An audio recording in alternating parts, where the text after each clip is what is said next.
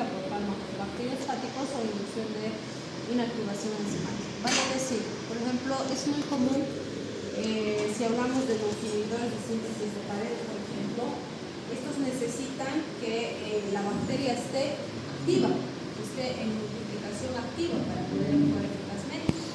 Entonces, si mezclo, por ejemplo, con un fármaco que es bacteriostático, el bacteriostático va a hacer que la bacteria esté quieta. Entonces, el otro que inhibe la pared no va a servir. Entonces, es una asociación que estoy haciendo mal, sin motivo. Entonces, es importante seleccionar qué antimicrobianos se puede asociar con cuál. Bien, y otro concepto muy importante cuando hablamos de antimicrobianos es la profilaxis antimicrobiana. ¿Por qué? Se puede usar antibióticos como profilaxis, o sea, le podría dar profilaxis con antibiótico o con antimicrobiano. ¿Será?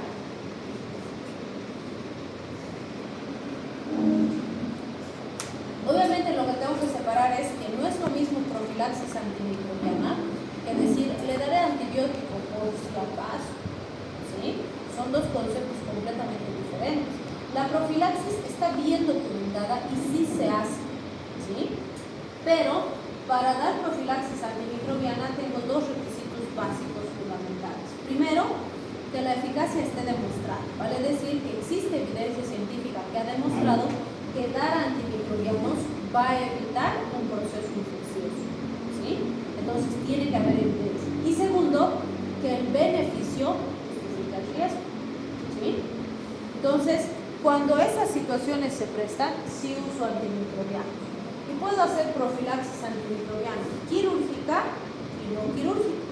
En la quirúrgica no hay mucho donde perderse porque sabemos que las intervenciones quirúrgicas son procedimientos invasivos donde se va a abrir una puerta de entrada y eso puede facilitar el ingreso de un microorganismo. Entonces, siempre que abro una puerta de entrada, es importante hacer profilaxis, considerando además que, dicen, voy a considerar el tipo de herida que voy a tener, porque sabemos que hay heridas limpias contaminadas y sucias.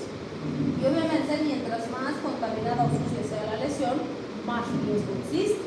Es así que nos dice la literatura, básicamente en las limpias no debería ser necesaria la profilaxis, porque si es una lesión limpia, tiene menos del 2% de probabilidad de sobreinfectarse.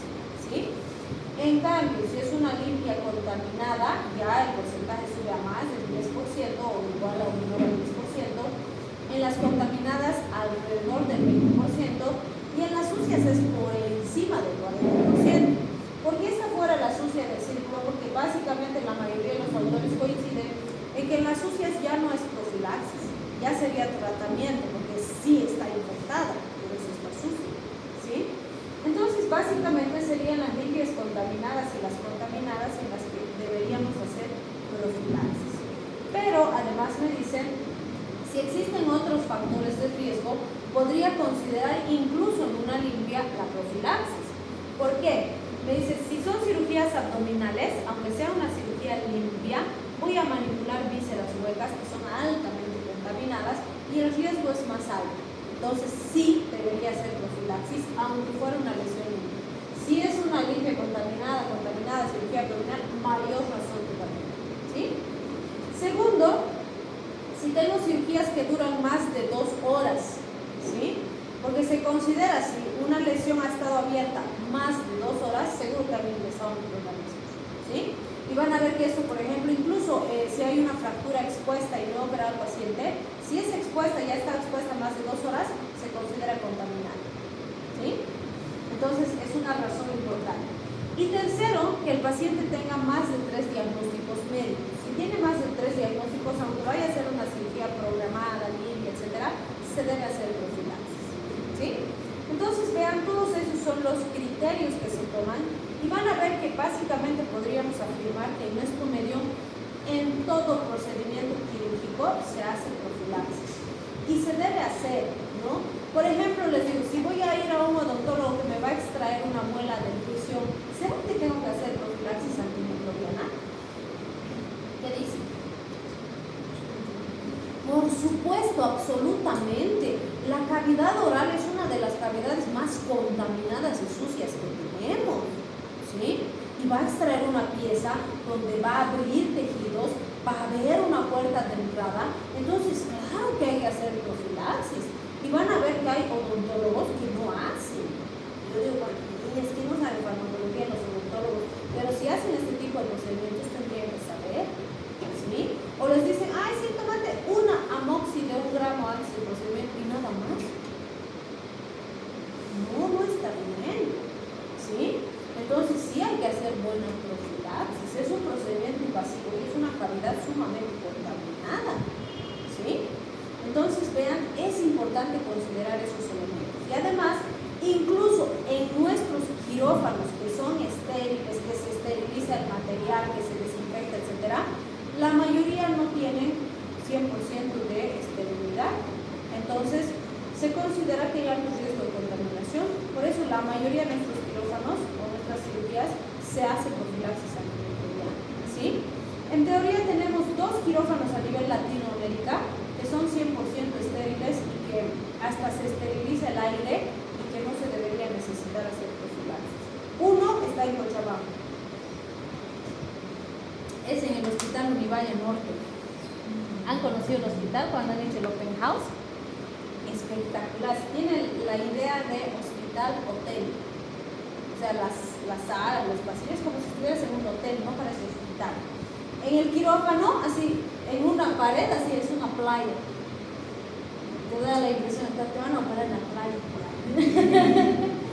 Esa es la visión del hospital, ¿no? Pero lo espectacular de este su quirófano, que es uno, no es todos sus quirófanos, es uno, tiene luces que le ponen al ambiente, que te impregna todo, tiene luz UV para todo el quirófano. O sea, literalmente hasta el aire se esteriliza. Así de estériles. Entonces, en esas condiciones, pucha, espectacular operar, ¿no? Claro, lo complicado ahí debe ser cuantito costará operarse ahí, ¿no? Dicen que no es tan diferente que las otras privadas, pero de hecho todas las privadas son un ojo de la cara, ¿no?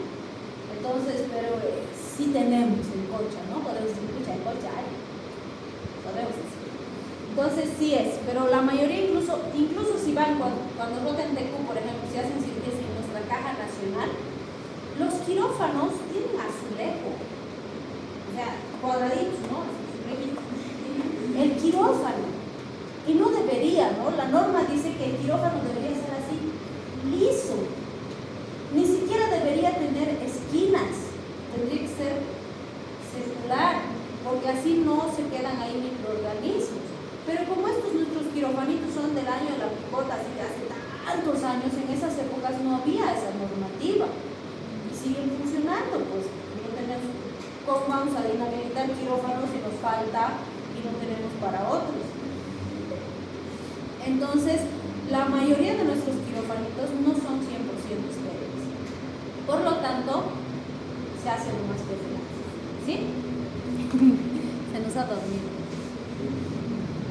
Está equilibrando, no sé cómo. Bien, entonces fíjense, estos son los principios de la profilaxis. Nos dice, la eficacia tiene que estar demostrada en ensayos clínicos serios, número 1. Número 2, la actividad del fármaco que vamos a usar tiene que ser alta frente a microorganismos patógenos frecuentes. No es lo mismo operar sistema, pues, abdomen que operar orofaringe, por ejemplo, ¿no? Entonces la microflora va a ser diferente. También es importante, esto es súper importante, la concentración del fármaco en el organismo del paciente tiene que ser superior a la concentración inhibitoria mínima en el momento en que el cirujano está haciendo la primera incisión. ¿Y por qué esto es importante? Yo he visto de verdad, ya les voy a explicar hoy día a los odontólogos, porque sí he visto, que le dicen, pucha, ¿has tomado amoxicilina? No, ahí ahorita compraremos de la farmacia, y le hacen tomar antes del procedimiento. O sea, ahorita van a extraer y ahorita le está haciendo tomar la amoxi. No sirve, porque el paciente tiene que estar bien impregnado con el antibiótico en el momento en que va a hacer la primera incisión el cirujano, ¿sí? Entonces, tiene que haber tomado con un tiempo adecuado en relación al fármaco que está tomando, ¿sí? Bien, el otro punto, el esquema más breve, altamente eficaz y poco tóxico. Vale decir, cuando hago profilaxis no son esquemas largos, Normalmente son fármacos que puedo usar 2 o 3 días, bien impregnado, altamente eficaz y poco tóxico, ¿sí? Cuando hablo del espectro, en teoría deberían ser los que sean más eficaces frente a nuevas infecciones, ante cepas resistentes y que me cubran las cepas más comunes en la zona donde voy a operar, ¿sí? Y si todo esto es igual entre 2 fármacos, elijo el más barato. ¿Por qué este punto? ¿Por qué el más barato?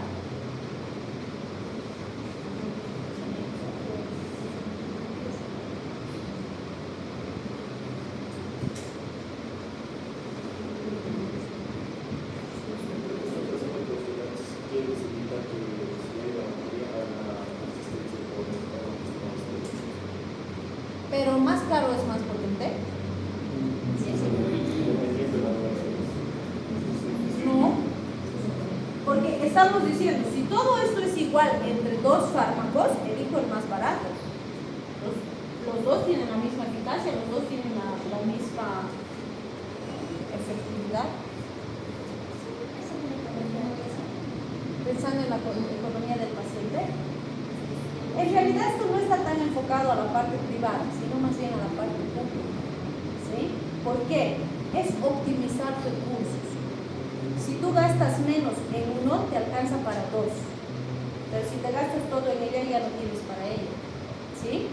Entonces esto va más justamente a lo que es la seguridad social, porque si optimizo mejor mis recursos, si los 2 son iguales y este me cuesta la mitad, mejor este, porque así puedo cubrir 2 pacientes, ¿sí? En cambio, si es privado, bueno, pues si al pacientito le alcanza, no pasa nada. Que gaste más no me va a quitar la accesibilidad de otro paciente, ¿sí? Entonces es más por optimizar recursos cuando estamos hablando del sistema público, ¿sí? Bien. Y bueno, la profilaxis no quirúrgica tiene 2 principios, y me dice, es administrar antimicrobianos cuando ha habido colonización, pero el paciente no tiene síntomas, es decir, ya se expuso, pero no tiene síntomas. O cuando quiero evitar una infección, cuando ya hay una colonización, pero tampoco hay síntomas todavía. Vale decir, siempre les digo, acuérdense de lo que hemos vivido en la pandemia y se van a acordar perfectamente cuándo se justifica hacer una profilaxis antimicrobiana no quirúrgica. Me dice, cuando tengo riesgo elevado por exposición temporal o susceptibilidad por patología de base, ¿sí? Por ejemplo, digamos que ha habido un brote epidémico de una infección bacteriana en una comunidad y el gobierno ha dicho, ok, vamos a mandar un equipo de salud para que atiendan a las personas afectadas. ¿A quién tendría que hacer profilaxis en este caso? ¿A las personas afectadas en la zona? ¿A quiénes? Entonces, a todos los que no están infectados del pueblo les doy antibióticos. ¿A quiénes hemos hecho profilaxis con vacuna en COVID? ¿Quién ha sido el primer grupo en ser vacunado?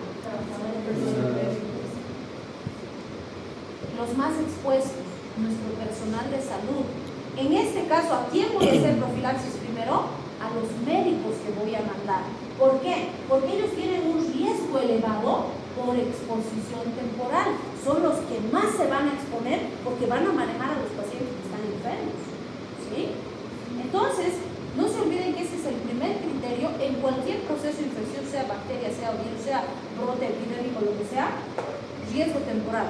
Porque si a ellos no los protejo, después ¿quién me cuida a los pacientes? ¿Quién me cura a los pacientes? ¿O quién me atiende a la población infectada? ¿Se dan cuenta? Entonces es mi personal más importante. En ellos siempre se hace profilaxis. Si los voy a exponer, los tengo que proteger, ¿sí? Segundo, ¿a quiénes hemos vacunado después de los médicos? A los que tenían patología de base. Por eso primero los viejitos, primero los cardiópatas, a los diabéticos, ¿se acuerdan? ¿Sí? ¿Por qué? Porque ellos tienen más riesgo que el resto de la población. El resto de la población, ¿qué tiene que hacer? Cuidarse de estar cerca de alguien infectado, nada más. Su sistema inmune es fuerte, no tienen tanto riesgo, pueden esperar, ¿sí? Entonces, vean, ese criterio se usa en todo proceso infeccioso. Entonces, ¿en quién se justifica hacer tratamiento profiláctico con antibióticos? En mi personal que va a estar expuesto y en mis personas que tienen patología de base. ¿Sí? Entonces, esos son los criterios más importantes. Muy bien. Y ya voy a cambiar el título que voy a poner ChatGPT. Aunque a veces el Google responde mejor. Pero el ChatGPT te discute, eso es lo interesante. Bien. ¿Alguna duda, pregunta? Hasta este tema va a ser su examen.